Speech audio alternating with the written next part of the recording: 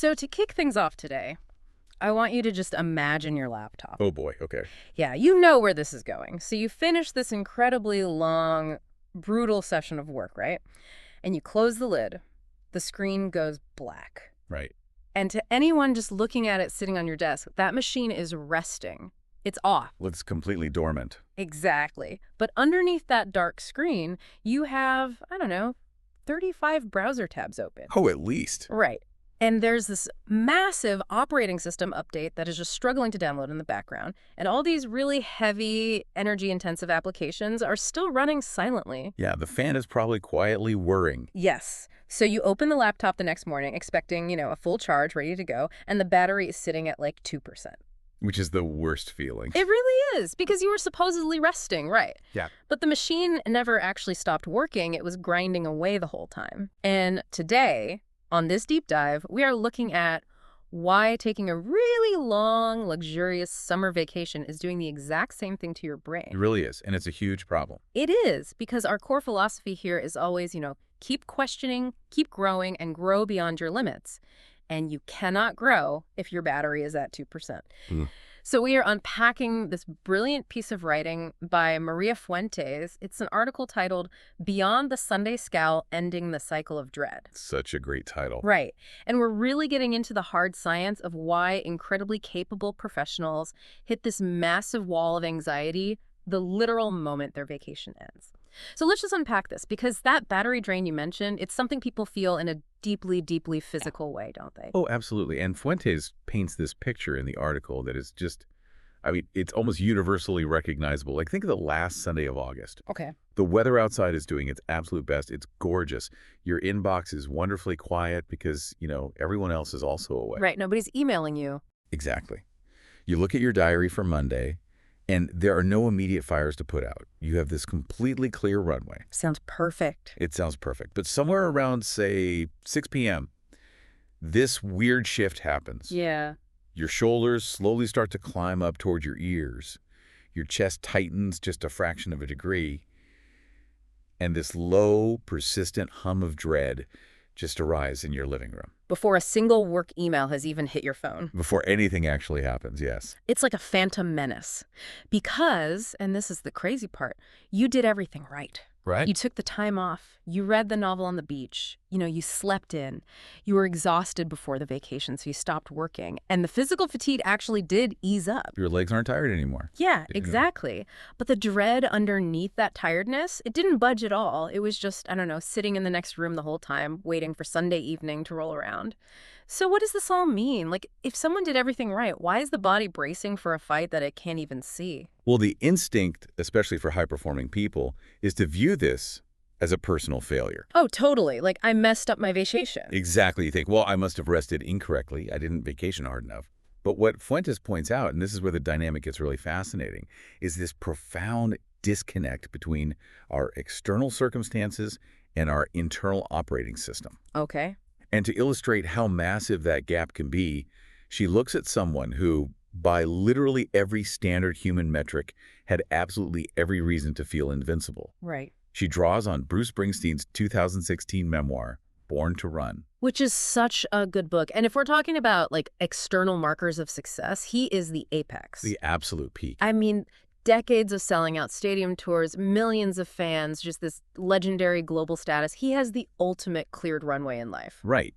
Yet, in his memoir, he writes just incredibly candidly about suffering from long, recurring periods of clinical depression. He spent decades in therapy. And what's crucial here is that the external realities, the stages, the record sales, the roaring crowds, none of it could reach the internal place where that darkness actually lived. That is so wild to think about. It is. Success didn't cause his depression, but it certainly didn't cure it either. The two things just ran on parallel tracks for years. So he's just out there performing while this internal thing is completely separate. Exactly. He relied on therapy and, at times, medication to keep functioning, even when his external life was objectively spectacular. I really want to pause on that for a second, because I think it's a vital distinction. He walks off a stage after playing to 80,000 screaming fans, right? Yeah. He goes back to a quiet hotel room, and he's hit with this darkness that no amount of applause can touch. His internal weather simply did not consult his external reality. That is the perfect way to put it. His internal weather did not consult his external reality. Wow. And Fuentes uses this specifically to highlight that very mechanism. Right. Now, to be clear, and this is a really important boundary, Yeah. she isn't diagnosing Springsteen here. Right, right. And she certainly isn't diagnosing the reader. She's using his story as a magnifying glass to show that changing your external environment, whether that's, becoming a global rock star or just taking 2 weeks in Italy, it does not automatically rewrite your internal state. And honestly, looking at it through that lens takes a massive weight off, I think. Oh, completely. Because when that 6 p.m. dread hits on Sunday, the immediate reaction is usually guilt. Yes. You sit there and you tell yourself, well, I just had a 2-week holiday. I shouldn't feel this way. I should be grateful. Right. The shoulds. The shoulds, exactly. But if the internal weather doesn't consult the external circumstances, like we just said, then the dread returning isn't a verdict on the quality of your vacation. No, it's not. It's not a moral failure. It's not a sign of ingratitude or proof that something is just uniquely broken inside of you. Exactly. But the real danger is what happens when we misdiagnose that guilt. Okay, what do you mean? Well, capable professionals are problem solvers, right? Yeah, that's what they do. So when the dread returns, they treat it as a quote-unquote rest problem. They tell themselves they just need to rest harder next time. Oh, They book a slightly longer holiday. They set incredibly rigid out-of-office boundaries. They make these ironclad promises to themselves about, never checking Slack on the weekends. promises that inevitably evaporate by, like, the second week of September. Of course they do. Right. When the aggressive resting fails, you start losing trust in yourself. Wow. The internal logic starts whispering, well, if 2 weeks in the sun couldn't fix this, maybe this is simply who I am now. Maybe I'm just an anxious, brittle person. And that leads to a really profound social isolation, I think. Yeah. Which Fuentes mentions. Yeah, she does. Because, your life looks fine on paper, so admitting that you feel awful, it feels like a massive professional weakness. Right. You look at your peers and you think, well, they went to Spain and they came back energized and ready to go. What is uniquely broken in me? Exactly. So you stay quiet. You don't mention it to your partner. You don't mention it to your colleagues. And that silence just deepens the isolation. It compounds the exhaustion. If we connect this to the bigger picture, this isn't just a mood issue. No. And it's certainly not a character flaw. There is a hard biological mechanism driving this, which really brings us to the science of what is actually happening when we try to take a break. Let's get into the science, because this is where it really clicked for me. In 2007, there were these two researchers, Sabine Sonnentag and Charlotte Fritz. Yes, a really pivotal study. Right. And they published this study on how people actually recover from work. And what I found so interesting is they didn't just ask people, hey, did you go on vacation? Right, they went much deeper. They developed an actual validated measure for recuperation, like you were measuring it. They dug into the cognitive mechanics of downtime, and their findings drew a hard, non-negotiable line between physical time away and what they termed psychological detachment. Psychological detachment. Yes. They found that genuinely disengaging from work in your mind, not just your body, is the central driving component of recovery. Physical distance on its own is entirely distinct from detachment.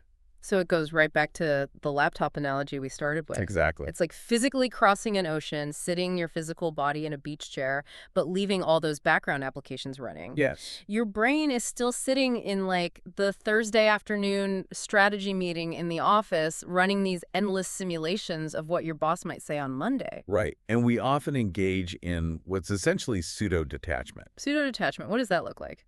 Well, we think because we are, say, binge-watching a television show, that we are detached. Yeah, because we're not working. Exactly. But if a background process in your mind is still ruminating on an unresolved client email, you haven't detached. Even if you're watching TV. Even if you're watching TV. Because rumination is active cognitive processing. Your brain is expending real energy to run threat simulations. Yeah.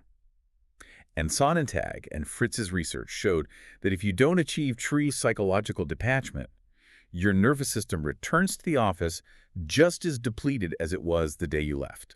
Okay, wait, I want to push back on this a little bit. Okay, go for it. Or at least I want to really dig into the biology here. Sure. Because if I am physically lying on a beach for 2 weeks, right, my heart rate is objectively down. Yes. My muscles are relaxed. I'm breathing sea air. even if my brain is lightly chewing on a work problem, how can I be returning just as depleted? Like, how is my body accumulating stress if I'm not physically in a stressful environment anymore? Here's where it gets really interesting. Hmm.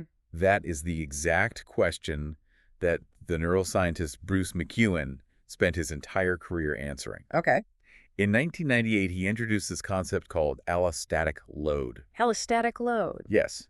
And to understand it, we first have to look at homeostasis. which is like balance, right? Right, it's the body's ability to keep things stable, like your baseline body temperature. Allostasis, on the other hand, is how the body adapts to perceived demands. Mm. So if a lion jumps out of the bushes, your brain sends a massive threat signal, and your body adapts by dumping cortisol and adrenaline into your system so you can run for your life. Right, that's the classic fight or flight response, Exactly. which is a short-term burst, and it's highly effective for surviving. Highly effective for a physical threat that ends quickly. Yeah. But here is the catch.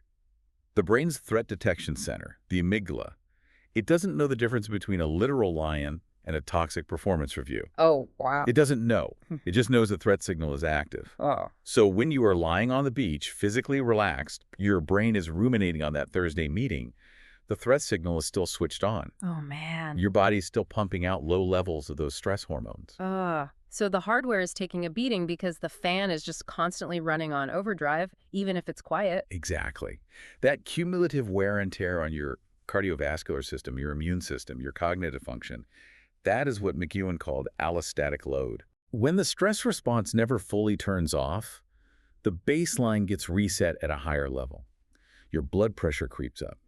Your cortisol receptors become desensitized. The machinery itself begins to degrade. So, okay, synthesizing these two concepts together. Yeah.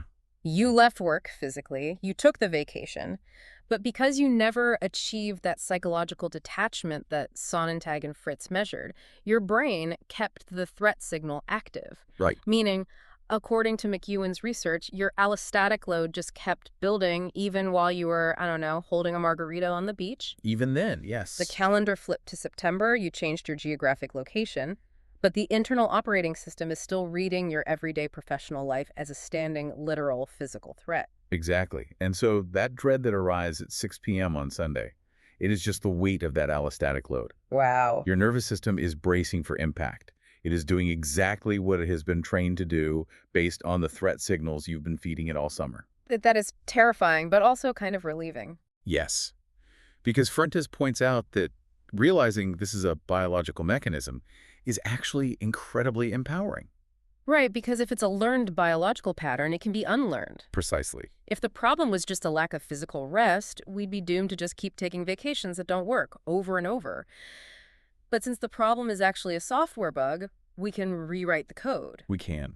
The catch, though, and I think this is where people get stuck, is that you can't rewrite a deep operating system code just by, like, talking to the user interface. No, you really can't. Conscious reasoning on a Sunday evening is entirely ineffective here. Yeah, it doesn't work. You can't just sit on your couch, sip herbal tea, and logically explain to your amygdala that there is no lion in the living room. Right, the amygdala doesn't care about logic. Not at all. The system learned to treat professional life as a threat at a deeply subconscious level. So surface level willpower, or, writing a new motivational sticky note for your monitor, it's like trying to fix a hardware issue by changing your desktop wallpaper. That is such a good way to put it. And that's exactly why Maria Fuentes' specific background suddenly makes perfect sense in all this. Yes, her background is so unique. Right, because she spent her early career in the trenches of high-pressure finance and management. She did. So she watched brilliant people burn out constantly. She knows firsthand that logically optimizing your calendar does not stop the dread, but she later became a clinical hypnotherapist. Which is key here. Right, which is a discipline that is entirely focused on bypassing that conscious, logical brain that keeps failing us. Exactly. And, hypnotherapy is often misunderstood. People think of stage tricks. But in a clinical setting, it is simply a tool for accessing the subconscious state where these deep biological associations are formed. Right. She operates at the root directory level. And her approach gives us some very clear, actionable insights into how we can start updating this machinery ourselves, rather than just repeating the same miserable cycle every autumn. Right, because we definitely don't want to just diagnose the problem and leave people hanging. Right. We need solutions. how do we actually force quit these background applications? If willpower doesn't work, what does? Well, this raises an important question about how we approach our own mental recovery. One of the core takeaways from her methodology is that you cannot simply command your brain to, quote-unquote, stop thinking about work. Because it just rebels. Because the brain abhors a vacuum. If you try to empty it, it will immediately refill with the most pressing threat, which for a professional is usually Monday morning. Oh, sure, of course. So true psychological detachment requires something she calls cognitive replacement. Cognitive replacement. Okay, so basically giving the background application something equally intensive but non-threatening to process. Precisely. You need to create a mental transition ritual that demands your total active presence. Okay, so what does that look like? It can't be passive distraction, like scrolling on your phone or half watching a movie. Because, as we discussed, passive activities leave plenty of processing power available for work rumination. Right, you can scroll Instagram and worry about your boss at the exact same time. Easily. So it needs to be an activity that occupies the exact same cognitive real estate that your work worries usually take up. Oh, that makes a lot of sense. So if you are prone to intense analytical rumination, maybe you need an immersive puzzle or a really complex cookit recipe or learning a difficult piece of music. Yes. Something where if your mind wanders back to the Monday meeting for even a second, you immediately mess up what's in front of you. Yes, exactly. You're essentially training the brain to shift gears completely. And over time, engaging in these high-focus non-work activities signals to the nervous system that the threat has genuinely passed, which allows that allostatic load to finally begin dissipating. You're forcing the system to stand down. You are updating the pattern. And Fuentes views this time of year, September, not as a deadline for setting punishing new productivity rules, but as a natural biological window to reset these deep-seated loops. It's like the perfect time to intercept the dread before that winter cycle really locks in. It really is. And I want to mention, for those who want to go straight to the source and really do that deep root directory work we were talking about, Fuentes actually runs a live online workshop focused entirely on this. Oh, that's right. Yeah, it's happening on Saturday, September 12th. It's called Rewire Your Brain. You're made for more. And it's designed specifically to target that subconscious level where the dread lives. That sounds incredibly useful. It really is, which is a great resource if you find that, cognitive replacement alone just isn't quite cutting through the noise. What is so vital about her entire framework, whether you do the workshop or just apply the concepts, is the shift in identity. Yeah. The dread isn't who you are. Right. It is just a heavy biological process running in the background. Once you recognize that your nervous system is simply trying to protect you from a perceived threat, you can stop fighting yourself. You can let go of the guilt. Exactly. You can stop treating your inability to relax as a personal failure and start treating it as a system that simply needs an update. It fundamentally changes the relationship you have with your own anxiety. It really does. So let's just synthesize the big picture of what we've unpacked today. Okay. That crushing wave of dread you feel on the last Sunday of August, it isn't a sign that your vacation failed. No. And it isn't a sign that you are broken. It is the heavy physical presence of allostatic load, which is caused by a lack of genuine psychological detachment. Your biological machinery basically just got stuck in the on position. It did. Running these background applications that drained your battery while you thought you were resting. And we fix it not by resting harder, but by changing how we mentally detach. We have to give the brain new, engaging patterns to overwrite the old threat responses. Right. We have to address the hardware, not just the wallpaper. Not just the wallpaper. I love that. Well, I want to leave everyone with a final thought to chew on today. Okay, let's hear it. If our bodies are biologically treating the modern workday as a literal standing threat to our survival, a threat so intense that we have to actively trick our own neurochemistry into standing down. Yeah. Are we just spending all our energy trying to fix our internal fire alarms when we should really be questioning why the house is always on fire in the first place? Oh, wow. Something to think about the next time your inbox pings on a Sunday. Absolutely. All right, that's all for today's deep dive. Keep questioning, keep growing, and we'll see you next time.